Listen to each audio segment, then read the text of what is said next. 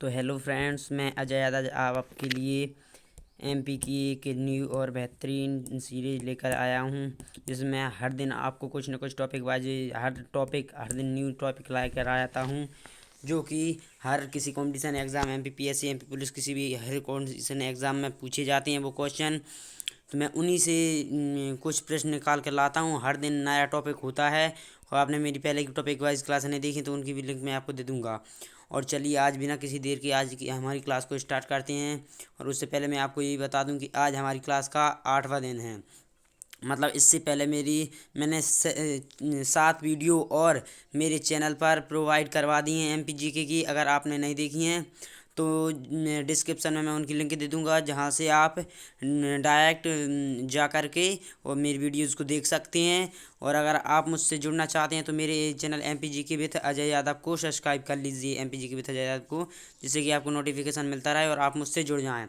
और मैं आपके लिए एक और बहुत ही यूज़फुल सुविधा लेकर आया हूँ, जिससे कि अगर आप मुझे मेरे व्हाट्सअप नंबर, ये मेरा व्हाट्सअप नंबर है 9340430623 पर अगर आप मुझे व्हाट्सअप पर अगर आप मुझे मैसेज करेंगे और अगर पीडीएफ्स की मांग करेंगे तो मैं आपको व्हाट्सअप पर ही हर दिन की मेरी क्लासेस की पीडीएफ प्रोवाइड करूँगा, जिससे कि आप घर बैठ के अपनी प्रिपरेशन को और भी अच्छा कर सकते हैं। और आज के हमारे क्वेश्चन हैं जो एमपी पुलिस और एमपीपीएससी लेवल के हैं, जो कि थोड़ी इनका लेवल हाई रहता है और बहुत ही अच्छे क्वेश्चन हैं। अगर तो चलिए आज के हमारे क्वेश्चन को स्टार्ट करते हैं बिना किसी देर के। चलिए तो आज का हमारा पहला क्वेश्चन ये रहा। श्री सिंगाजी ऊष्मीय शक्ति परियोजना यहाँ स्थित है। यानी कि वो श्री सिंगाजी ऊष्मीय शक्ति परियोजना है, मध्य प्रदेश के किस जिले में स्थित है? तो इसका राइट आंसर क्या होगा, आप मुझे बताइए कि श्री सिंगाजी ऊष्मीय शक्ति परियोजना मध्य प्रदेश के किस जिले में स्थित है? आप मुझे बताइए कि किस जिले में है। तो इस ऑप्शन है ए खंडवा, बी कटनी, सी सिवनी और डी है आगर मालवा। तो इसका राइट आंसर होगा खंडवा। जो श्री सिंगाजी ऊष्मीय शक्ति परियोजना है वो मध्य प्रदेश के खंडवा जिले में स्थित है।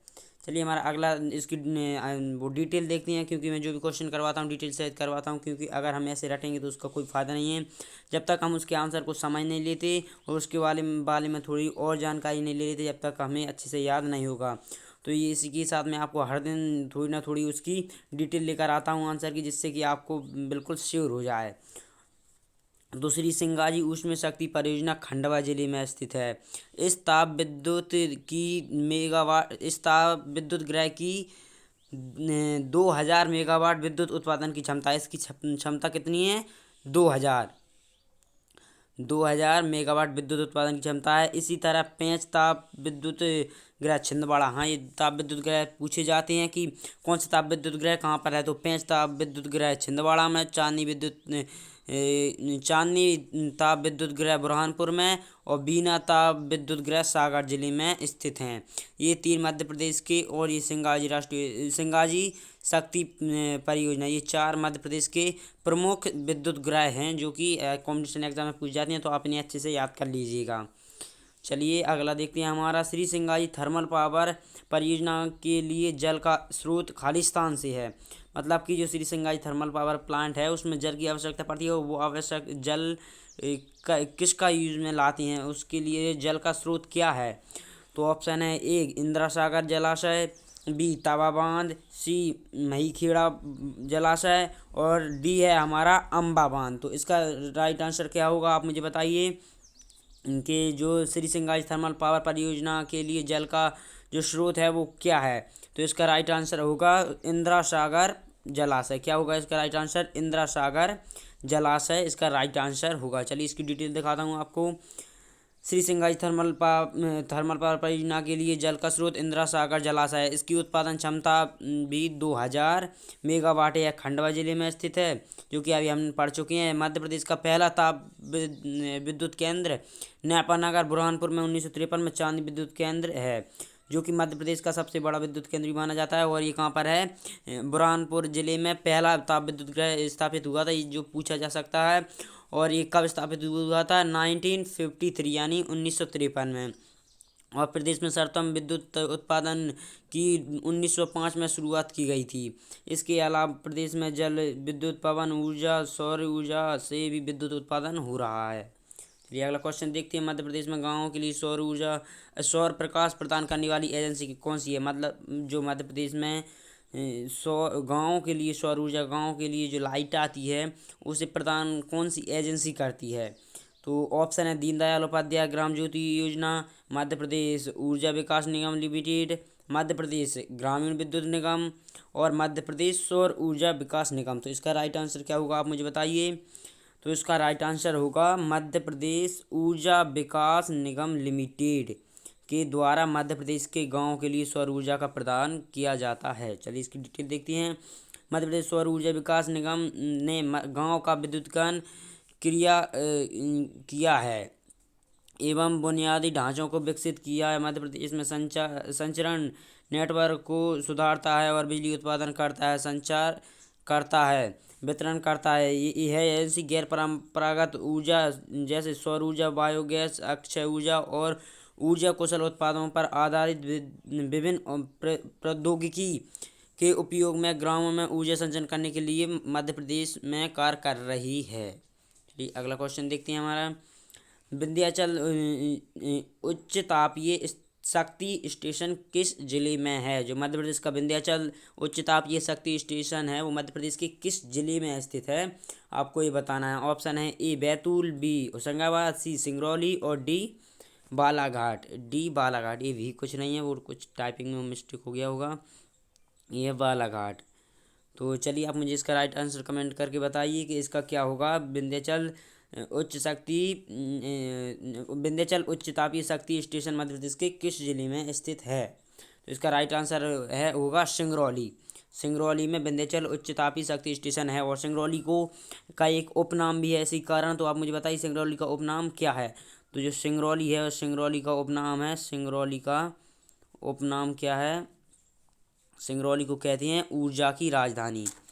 काय की राजधानी? ऊर्जा की राजधानी सिंगरौली को कहती हैं ऊर्जा राजधानी। मध्य प्रदेश की ऊर्जा राजधानी सिंगरौली को कहती हैं और जो लाइट सिटी है वो कहती हैं बैतूल को। तो आप इसमें कंफ्यूज मत होना। तो मध्य प्रदेश की ऊर्जा की राजधानी सिंगरौली को कहती हैं। तो एनटीपीसी राष्ट्रीय ताप विद्युत निगम लिमिटेड का शॉर्ट फॉर्म है एनटीपीसी की thermal power project Madhya Pradesh राज्य में सिंगरौली जिले में परियोजना क्षेत्र में है, जो मध्य प्रदेश और उत्तर प्रदेश राज्य से जुड़ी हुई है। Thermal power project. अगला देखते हैं। मध्य प्रदेश राजपत्र में सौर ऊर्जा परियोजना नीति किस वर्ष प्रकाशित हुई? जो मध्य प्रदेश में सौर ऊर्जा परियोजना नीति थी वो किस वर्ष में सर्वप्रथम, मतलब जब किस वर्ष में सर्वप्रथम प्रकाशित हुई थी? ऑप्शन है 2011, 2012, 2013 और 2014। तो आप मुझे कमेंट करके बताइए कि मध्य प्रदेश की सौर ऊर्जा परियोजना नीति है वो किस वर्ष में प्रकाशित हुई थी। तो इसका राइट आंसर होगा ऑप्शन बी, 2012 में मध्य प्रदेश की सौर ऊर्जा नीति प्रकाशित हुई थी। चलिए हमारा इसका डिटेल देखते हैं। 24 जनवरी 2012 को अगर इसकी स्पेसिफिक लोकेशन मतलब स्पेसिफिक डेट पूछे तो बिल्कुल आप बता सकते हैं कि 24 जनवरी 2012 को आयोजित कैबिनेट की बैठक पर अनुमोदित नीति 2012 को पवन ऊर्जा का उपयोग करके बिजली उत्पादन के लिए परियोजनाओं के क्रियान्वयन के लिए दिया। प्रदेश राजपत्र असाधारण में नीति का प्रकाशन 2012 में किया गया है। चलिए अगला क्वेश्चन है हमारा। मध्य प्रदेश का कौन सा प्रथम जिला है जो बायोगैस ऊर्जा का उत्पादन करता है? मध्य प्रदेश का ऐसा कौन सा जिला है जो बायोगैस ऊर्जा का उत्पादन करता है, जो अपनी कुछ खुद की बायोगैस ऊर्जा का उत्पादन करता है? तो इसका राइट आंसर क्या होगा, आप मुझे बताइए। ऑप्शन है ए बैतूल, बी मुरैना, सी ग्वालियर और डी मंदसौर। तो इसका राइट आंसर होगा ए बैतूल। और बैतूल को मैंने आपको एक और फैक्ट बताया था कि बैतूल को क्या कहती हैं, मैंने अभी यही बताया था। बैतूल को लाइट सिटी भी कहती हैं। क्या कहती हैं? Light city. बैतूल का एक और उपनाम है जो पूछा जाता है कि लाइट सिटी किसे कहती हैं, तो लाइट सिटी बैतूल को कहते हैं। मध्य प्रदेश के बैतूल जिले में मध्य प्रदेश का बैतूल जिला है कसई गांव में बायोगैस की ऊर्जा का उत्पादन का पहला प्रोजेक्ट सफलतापूर्वक शुरू किया गया है। इस प्रोजेक्ट का उद्देश्य अक्षय ऊर्जा से देशी विकास, गांव बिजली, घर प्रकाश, साथ ही पूरे गांव को खाना पकाने, घरों में बिजली की आवश्यकता की पूर्ति के लिए बायोगैस ऊर्जा, बायोमेथेन तथा जैव ईंधन प्रणाली आधारित प्रणाली की तकनीक व्यवहार तक का प्रदर्शन करना है। चलिए अगला क्वेश्चन देखते हैं। मध्य प्रदेश में HEL जो BHEL है, जो इसका शॉर्ट फॉर्म क्या है, BHE